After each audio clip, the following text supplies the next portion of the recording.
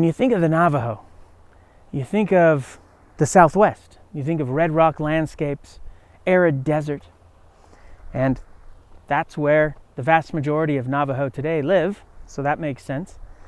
But if you go back just a few centuries, maybe just 500 years, so this is about the same time that Columbus is poking around in the Caribbean, there may have been no Navajo here, no ancestors of the present Navajo living here in the Southwest. At some point between 500 and 1,000 years ago, so relatively recent, the ancestors of the Navajo showed up. And where did they come from? Well, from very, very far away. See, Navajo is an Athabascan language.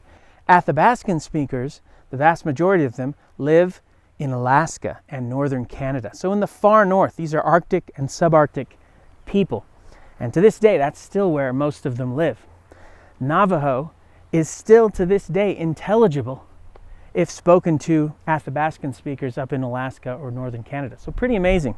That's where the Navajo ancestors come from. So sort of interesting. And at some point, a migration began. It could have been many, many centuries ago, and it could have lasted several centuries, many centuries. But then around 1,000 or 500 years ago, they show up in this region. And when they show up, the Navajo are still hunter-gatherers. But they learn from the locals, the Pueblo people, limited agriculture. They learn how to build things, build structures. And so their culture changes thanks to contact with the Pueblo. But that's not all they take from the Pueblo. See, the Navajo are great raiders, and they consistently raid the Pueblo for corn and other food products, for sheep, Spanish sheep, and then eventually for slaves, Pueblo slaves. Pueblo make good slaves, according to the Navajo. And so these raids are pretty common. It's not just the Pueblo, by the way. From the early 1600s on, the Navajo and the Spanish have made contact, and the Navajo raid the Spanish for horses in particular. They eat the horses, they ride the horses, donkeys, mules, sheep, goats. But raiding is a pretty normal thing. Well, trouble begins for the Navajo, especially with contact with the Americans.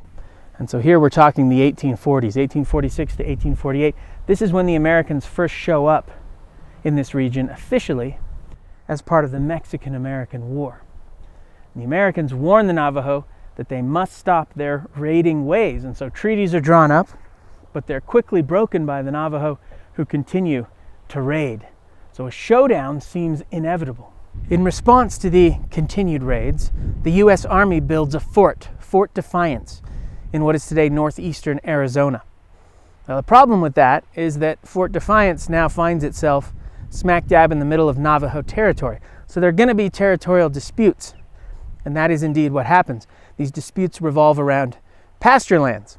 See, the Navajo say that land we use for our animals, whereas the U.S. Army says, well, we need all that land around the fort because we have lots of horses and they need grazing land. So this is really what it's all about. And things heat up, and eventually some American soldiers end up shooting and killing several Navajo animals.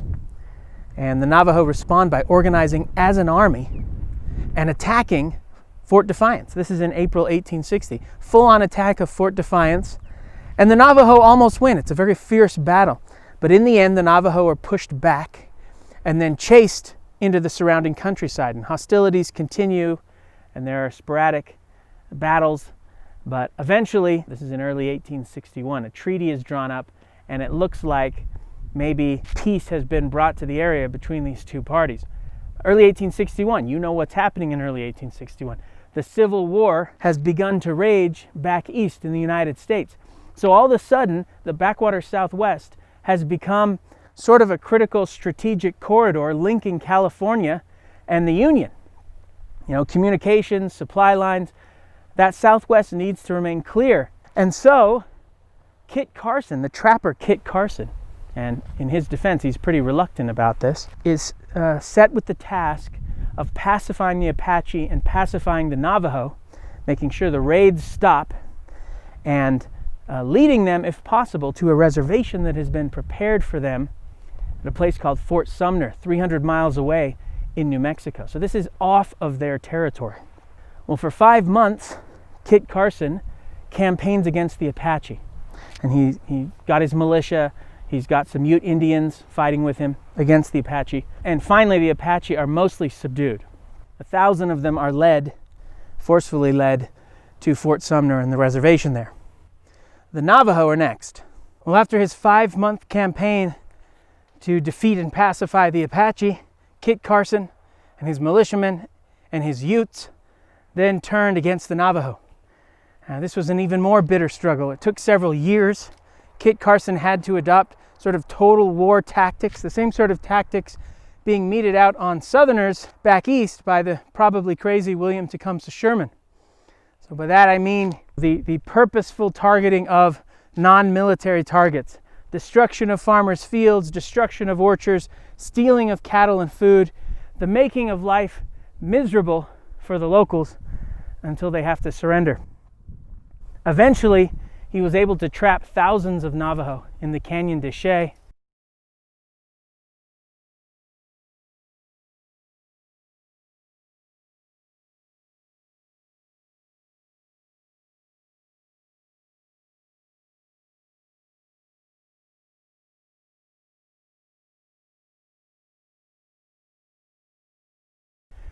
where he was able to sort of plug both ends and then burn them out. And by 1864, he's leading thousands, 8,000 Navajo, men, women, and children, force-marched through 300 miles of mostly arid wasteland to the reservation that's been prepared for them at Fort Sumner. This is called, by the way, the Long Walk. So most people have heard of the Cherokee and the Trail of Tears. Well, the Navajo have their Long Walk. 8,000 Navajo led through the desert, many of them perishing along the way. If you complain or cause trouble, you could meet a bullet. You got armed guards on both sides of you marching in a column. Very, very much a black stain on American history. Resistance against Kit Carson and the forces of the U.S. government continues till 1866, when the final great piece of that resistance is finally forced to surrender. Manuelito, one of the Navajo chiefs, finally surrenders with his forces, and 4,000 more Navajo are force-marched to the reservation at Fort Sumner. Well, conditions at the reservation, which of course is being shared by Apache and Navajo, who don't like each other. Terrible, terrible conditions. The people there are dying of malnutrition. They can't grow enough food to feed their thousands on that arid land. They just can't do it. They're dying of exposure. There aren't enough blankets. They're dying of disease. The Apache and the Navajo are making life miserable for each other, constantly fighting and bickering. And they're surrounded, keep in mind, they're from somewhere else. The American Indian nation that's from there, at least one of them, the Comanche. And the Comanche are all around the reservation, and they're raiding the reservation. So they're taking advantage of the vulnerability of the Apache and the Navajo to raid and otherwise, again, make their lives miserable. Well, the Apache end up just leaving. The Navajo petition the American government. They say, look, please give us permission to go back to our homeland. So the government sends officials out to check out conditions at the reservation, and sure enough, they find that the reservation is terrible and the conditions are shockingly bad. And so permission is granted for the Navajo to return to their homeland. In 1868, a treaty is drawn up. Both sides agree to keep the peace, and they're given aid, and they're given equipment, and they're given $100,000 worth of sheep, and they're allowed to return to their homeland. And most Navajo today still live here. Now, the Navajo after that go back to farming, they go back to raising their animals, but no more raids. The raids are done. In 1880, the railroad comes through, and the Navajo, who have become known as great silversmiths and bead makers and sand painters and weavers, they trade their wares for manufactured goods from the east and west coast for food, and in that way integrate themselves, at least partially, into the American market economy. Today, the Navajo Nation occupies more territory than any other American Indian nation in what is today the United States.